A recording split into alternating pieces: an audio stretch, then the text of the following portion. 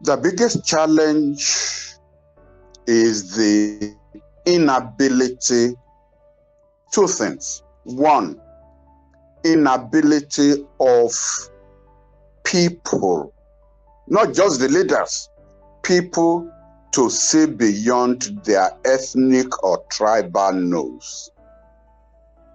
We all have this beautiful debate when we are talking theory. Come election time, it then becomes, is my brother I'm going to vote for? Is somebody from my clan I'm going to vote for? Is somebody from my, whatever it is? We ourselves immediately limit our choice. And when we do that, we have dealt ourselves a big blow. Secondly, we don't, let us be frank with ourselves. We don't have free, fair, and transparent elections in Africa. South Africa is probably the only exception that I can think of. Others who come from that area may have a different view. But in the rest of Africa, believe me, the elections are not free, they are not fair, they are not transparent. So a combination of those two form what I will call the bane of leadership.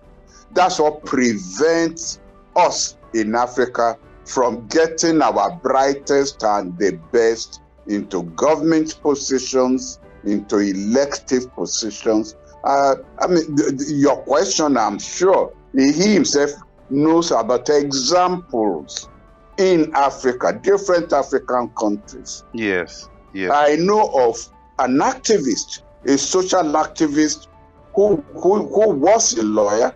I use was because he's dead now. And if he called for a demonstration in Lagos, believe me, he will get thousands to come out and follow him for the demonstration. He then decided to run for the presidency.